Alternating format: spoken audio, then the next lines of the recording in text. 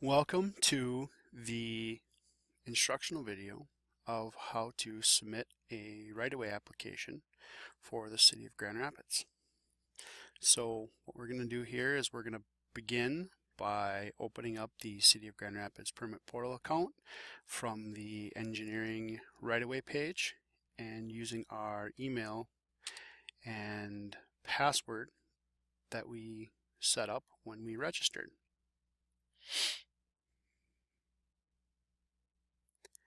And we'll go ahead and log in.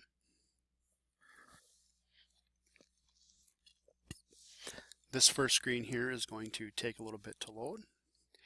And once we're loaded, we'll go ahead and click New Application. And we'll click Right-of-way Application and begin the application process. So here on the main page, what we're going to do is we're going to enter in the description of work.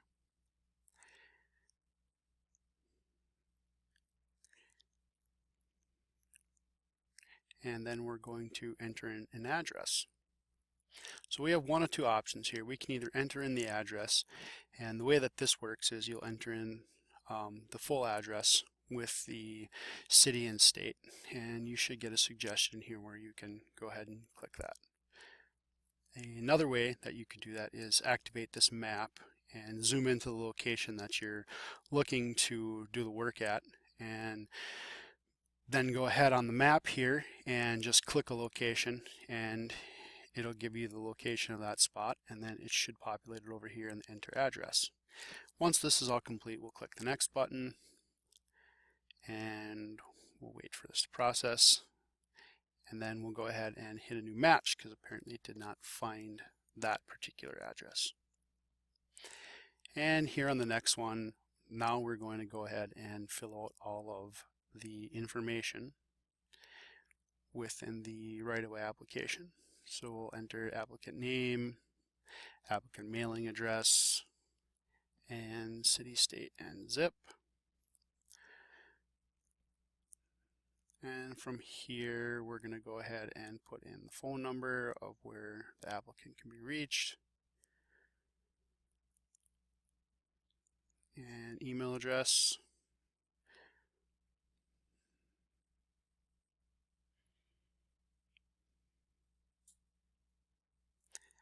And we'll go ahead and put in the contractor property owner name.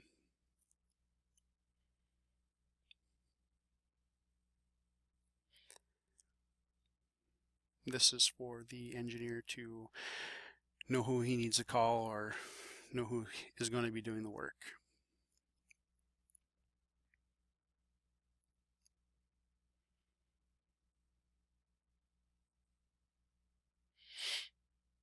And again, address, city, state, and zip, and a phone number,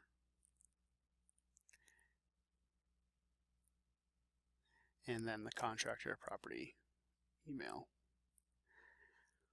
And the reason why we're entering in all this information, especially the emails, is because we have auto notifications set up for different steps in the process so that the contractor or applicant will be notified automatically when certain processes are complete.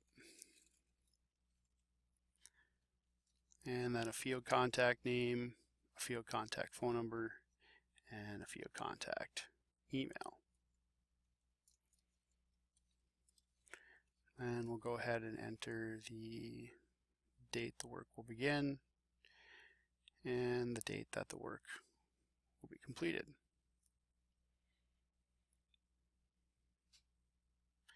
And we'll go ahead and put, if there is a deposit, we're going to go ahead and put a name here of who the deposit should be sent to. This next section here will allow you to select the form of payment for the deposit. And this next section here basically lets you know where you can find the URL for the City of Grand Rapids ordinance page for the requirements for the right-of-way. And we'll go ahead and select yes. And then this next section here lets you know where the ADA requirements can be found from the website. And we'll go ahead and select yes here as well. And this next section basically says that the applicant agrees to hold harmless and defend against the city for any claim of loss or damage made against the city, its employees, or representatives arising out of the activities of this application. We'll go ahead and select yes there. And this next section says, by checking this box, you are basically being notified that the city ordinance and ADA requirements can be printed from the actions menu under the Get PDF report once this application is complete.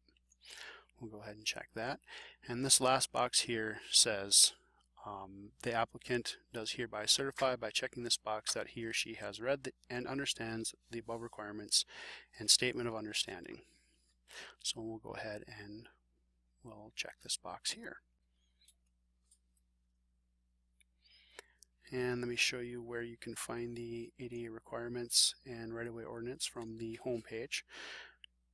Just by clicking this right-of-way ordinance or the ADA requirements here, you'll be redirected to a web page where you can read them. This next improvement section here will allow you to enter in the quantity of work for restoration. And I will go ahead and fill zeros in for everything except for boulevard restoration, because that was the description of work that I put. So basically this section here will auto-calculate what your deposit fee would be if that is what you chose as part of your form of payment for deposit. Once that's complete, we'll go ahead and click Next. And since we are requiring that a map must be submitted along with your application, I'm going to go ahead and here and attach a document of an example map. And then I'm going to go ahead and click Submit.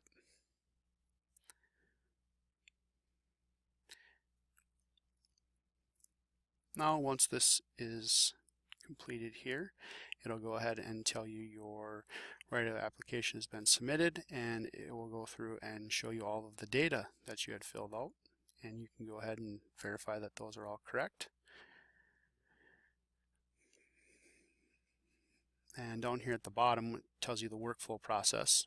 Right now you're in the part of getting it reviewed so that to make sure that the application has been complete.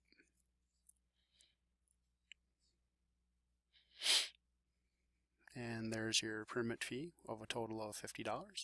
We'll go ahead here and click back and go back to our home screen.